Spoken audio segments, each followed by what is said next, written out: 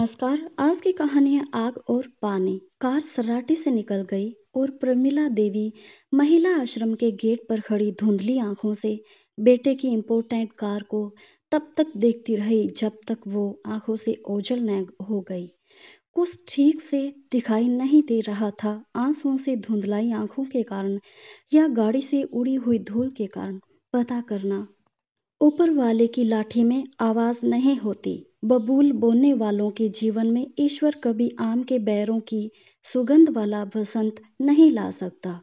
उन्होंने दोनों हाथ अपने कानों पर रख लिए, मगर शोर भी मन के अंदर था। शोर नहीं, एक आग थी जिसे उन्होंने जितना बुझाने की कोशिश की उतनी ही भड़कती गई। मन के अंदर लगी आग भी बढ़ती जा रही थी और वो आकृति भी। उस लड़की की माँ हूँ, श्राप देती हुई, उन्हें कोसती हुई अपने अहंकार के आसमान पर बैठे हुए। तब वो आकृति कितनी छोटी नजर आ रही थी।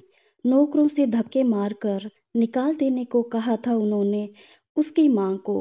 उनके बेटे पर इल्जाम लगा रही थी, कह रही थी कि श्रेया ने उसकी लड़की को धोखा दिया है। मंदिर में शादी करके दिल में सुलगती चिंगारियां लपटें बन गई थी। उस दिन उनका अहंकार फुफकाकर उठा था। ये वही औरत है जिसे प्रमिला की तरह अपनी कोख पर सास की हुकूमत नहीं बर्दाश्त करनी पड़ी। हूँ, इसी दिन के लिए उन्होंने बेटा पैदा करने के लिए इतनी मुसीबतें सही थी। उसे झूठा साबित करके जैसे उन्होंने अपने दिल पर कील की तरह ठूंठे 3 इंजेक्शनों का बदला ले लिया था। जिस बेटे को इतनी मन्नतों और मुरादों से पाया, जिस बेटे की माँ होने के कारण उन्हें परिवार में सम्मानजनक स्थान मिला, वो बेटा उनके सौभाग्य की डोर था। वो ऐसा गुनाह कैसे कर सकता है भला? गलती तो हमेशा लड़की ही होती है। बचपन से उन्होंने यही सीखा था, यही जाना था। कितना सहन किया था उन्होंने भी अपने जीवन में। उनकी सुनने को न आया, फिर वो क्यों किसी की सुनने के लिए अपने जिगर के टुकड़े को ऐसी लड़की के पल्ले बांध दे जिससे वो पल्ला छुड़ाना चाहता है। लड़के तो होते ही ऐसे हैं, पर लड़कियों को खुद नहीं संभलना चाहिए। अगर लड़कियां खुद ही उन्हें न लुभाए तो लड़के क्यों भटकेंगे भला? प्रमिला की नज़र में ये भी उन्हीं रंगीन तितलियों की तरह थी जिन्होंने उनके दिल में हमेशा धधकती रहने वाली आग को जलाया था।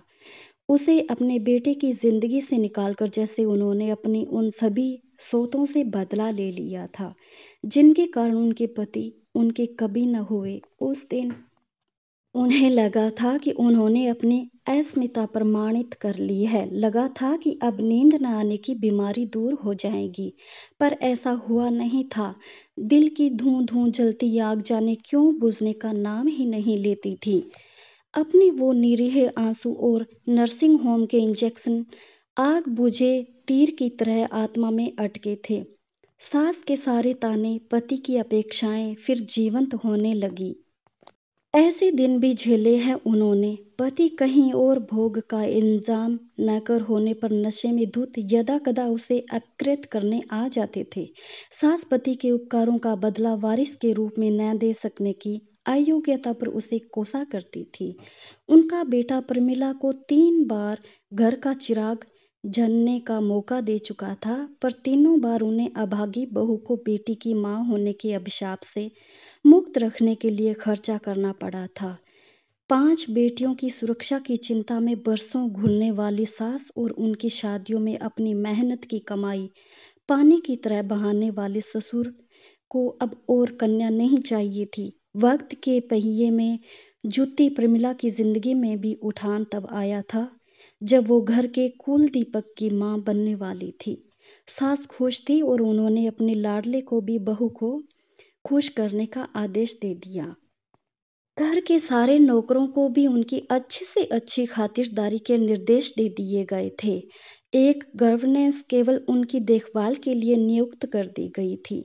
वो हर समय खाने की कोई चीज़ लिए इस भाव से उनके आगे पीछे घुमा करती थी कि वो कुछ खाकर उसे अपकृत कर दे। तब पहली बार उनका ध्यान गया था कि वो जैसे पति और सास के सामने निरीह हैं, वैसे ही इस घर में ऐसे प्राणी भी हैं जो उनके सामने निरीह हैं। फिर क्या था, उनके सामने नखरे करके और छोटी-छोटी बातों पर उन पर बिगड़ कर उनका आहत आत्मसम्मान खुद भी कुछ होने का संतोष पाने लगा था। घर को कुल दीपक देने से सास का व्यवहार बदलने लगा था और पति की उपेक्षा से अतृप्त मन बेटे के दुलार में तृप्ति पाने लगा। वक्त की आंधी ने अपने निशान सास के तन मन पर छोड़े और धीरे धीरे उनकी अक्षमता के साथ गृहस्थी की डोर प्रमिला के हाथ आती चली गई थी। अब वो ये डोर छोड़ती कैसे? श्रेया का ध्यान न पढ़ाई में लगता था न ही किसी और हुनर में, लेकिन उसे इन सब की जरूरत भी क्या थी? उनके पिता ने इतनी संपत्ति आखिर उसी के लिए तो जमा की थी। पिता की संपत्ति से जीवन की हर खुशी हासिल करना ही उसकी जिंदगी का एकमात्र मकसद था। श्रेया ने पिता की संपत्ति को धुंधाधुंध बहाना शुरू किया तो पति ने उसे रोकना टोकना शुरू किया, पर प्रमिला हर बार उनका साथ देकर पति को ही लज्जित कर देती। दिल में पति के व्यवहार से सुलगती चिंगारियां उनका ये अपमान देखकर बहुत संतोष पाती थी, लेकिन उन्हें नहीं पता था कि यही एक दिन उनके पति की चिंता की आग बन जाएगी। श्रेय द्वारा उनके अकाउंट से उनके जाली हस्ताक्षर करके एक मस्त लाखों रुपए निकाल लेने की धोखाधड़ी उनका दिल बर्दाश्त न कर सका और धड़कना बंद कर दिया। फिर भी प्रमिला ने बेटे को डपटा नहीं गया।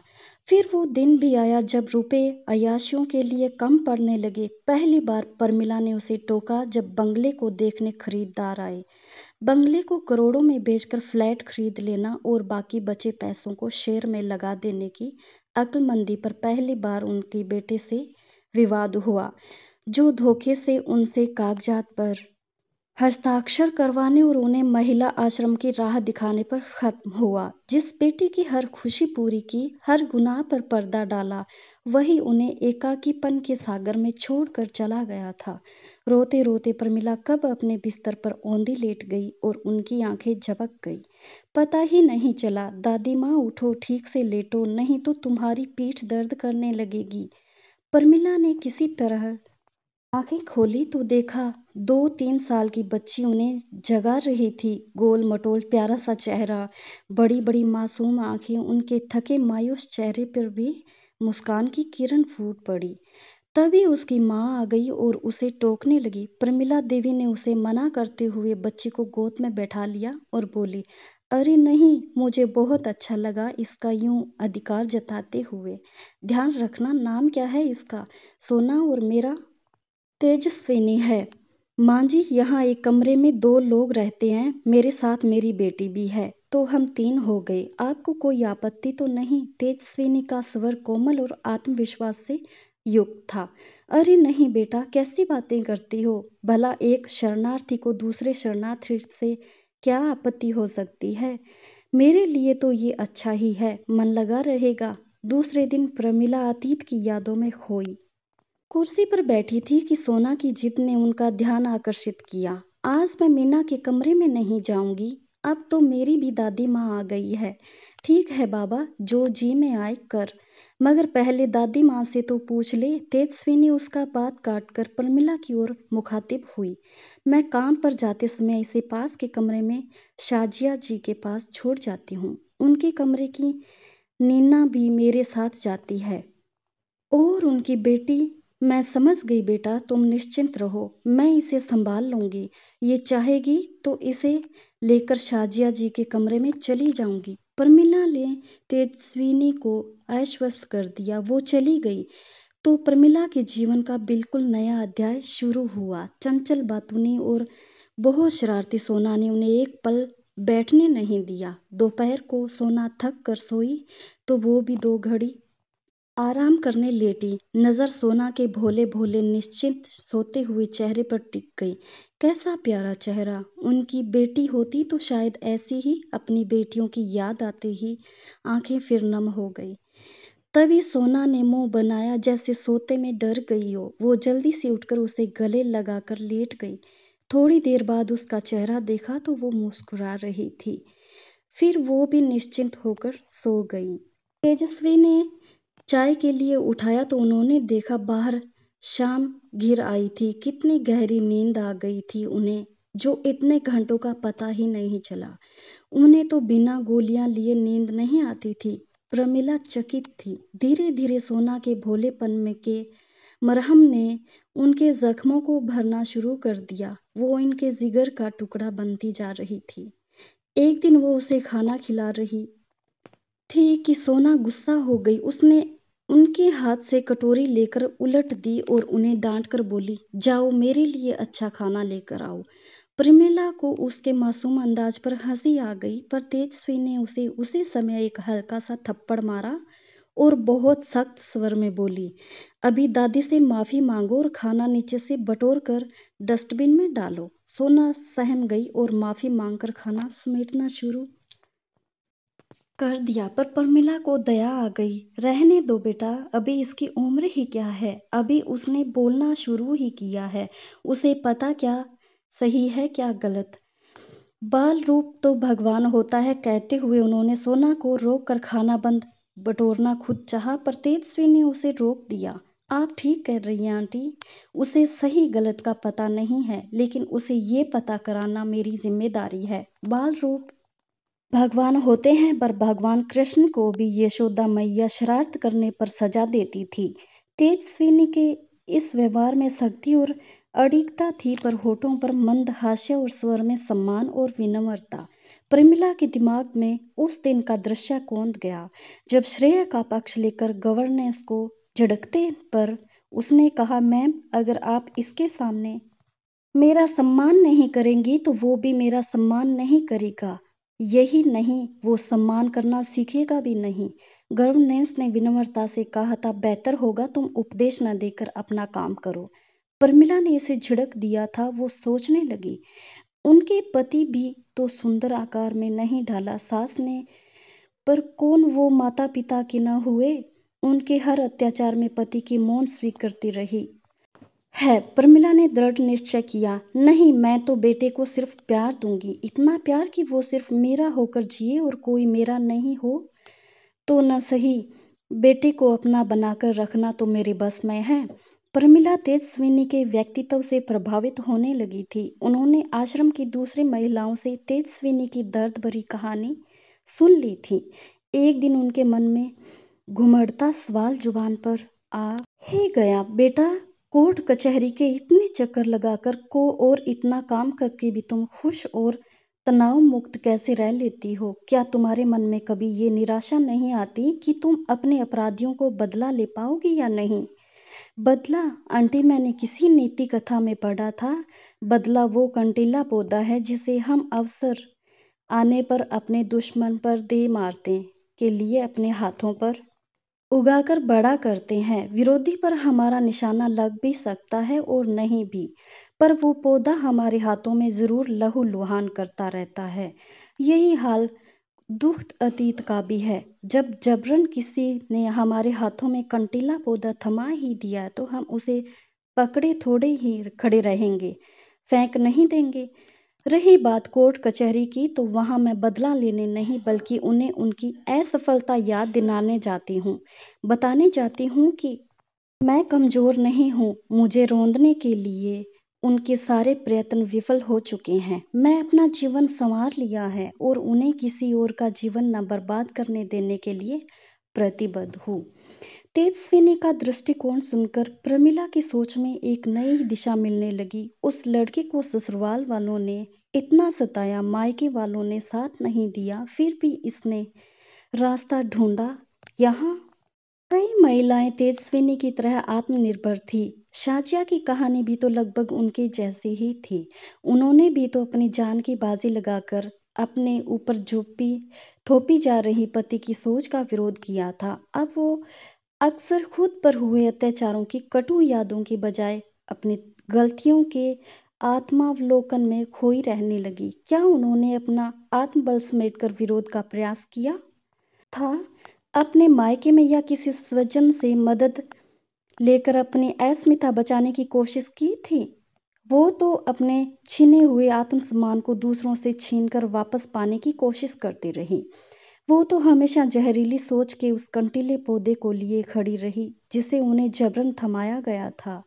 उसके कांटों से खुद भी लहूलुहान होती रही और उन निर्दोषों लोगों को अपना दुश्मन समझ बदला लेती रही, लहूलुहान करती रही जिन्हें वो पौधा जबरन नहीं थमाया गया था, और अपने पौधे को भी अपने मन में भरे जहर से सींचती रही।